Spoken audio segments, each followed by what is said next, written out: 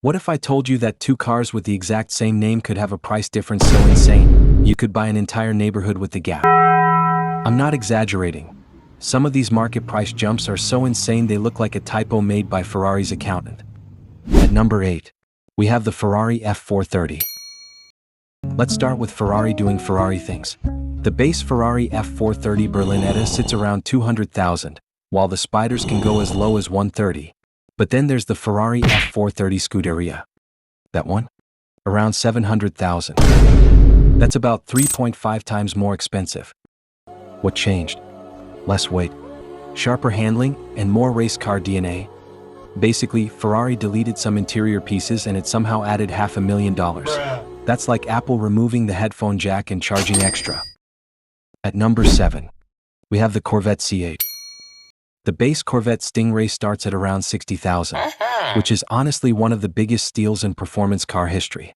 For that price, you're getting a mid-engine sports car with exotic styling. That's pretty good. It's basically America cosplaying as Italy.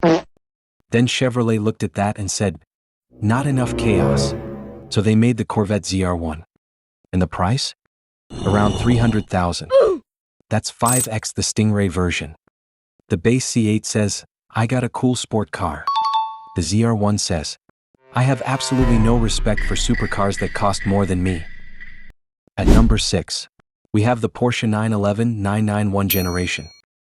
Porsche is the king of making tiny changes and convincing everyone it's revolutionary. The base Porsche 911 Carrera? You can find one for around 100,000 all day long. And then there's the mythical Porsche 911R. That one sells for 8 to 900,000. That's 8 to 9x the Carrera. Why is that?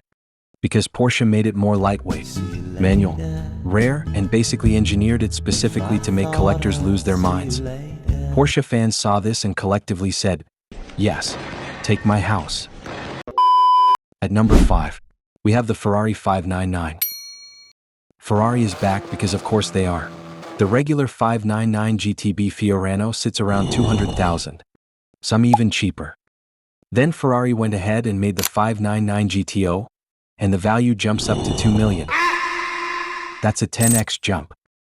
For that price difference you could buy a house, several more Ferraris, or book a therapy appointment. What's the difference between the GTB and the GTO, you ask? Same as usual. More performance, less weight, and Ferrari's specialty, artificial scarcity. Ferrari and Porsche have mastered the art of, we made fewer of these, therefore your wallet must suffer. At number 4, we have the Ford Mustang S650 Gen. You can find an S650 Mustang for as low as 30 grand. Pretty reasonable and attainable. But then Ford goes ahead and drops the Mustang GTD, which performs like a supercar and costs a whopping 350,000. That's 11x the price of the base version. Imagine telling your parents, I just bought a Mustang. And they're thinking, oh nice, affordable sports car. And then you pull up in something that looks like it escaped Le Mans. The Mustang GTD is pure American insanity. Ford really made a muscle car that costs like a Ferrari and can take corners like a Porsche. At number 3, we have the Mercedes 190e. The base 190e is literally a mass-produced family car, and you can find one for sale nowadays for around 12 to 15,000.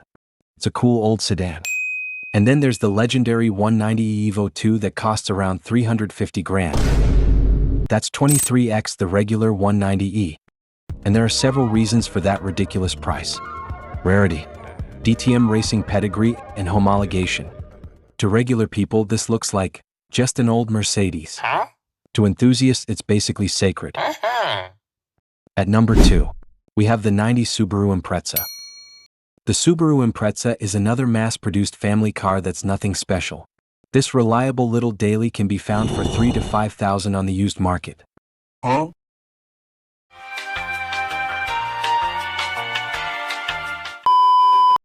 But then on the other side, there's the Impreza 22B STI.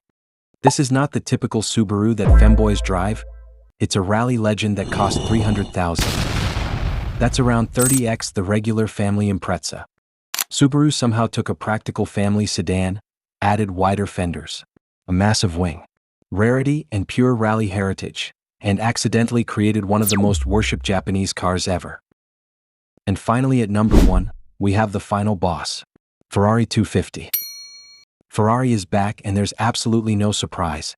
In fact, there are several more Ferraris I could have put in this video, but I've decided to put other brands so there will be some diversity. As for the 250, a base Ferrari 250 is valued at around 500 grand, which is already insane money. But then there's the 250 GTO. A holy grail so rare and valuable that you can't really buy it through websites like CarGurus or DuPont Registry. You'll have to be invited to a very private auction to have a chance to bid on one of those. And the last couple 250 GTOs winning bids range between 38 to 50 million, which is 76 to 100x the 250 GT. Let that sink in. 38 to 50 million dollars. That's the GDP of a city. And the highest bid for a 250 GTO in history is a whopping $70 million, which is 140x. Buying a 250 GTO isn't purchasing transportation, it's adopting a financial asset.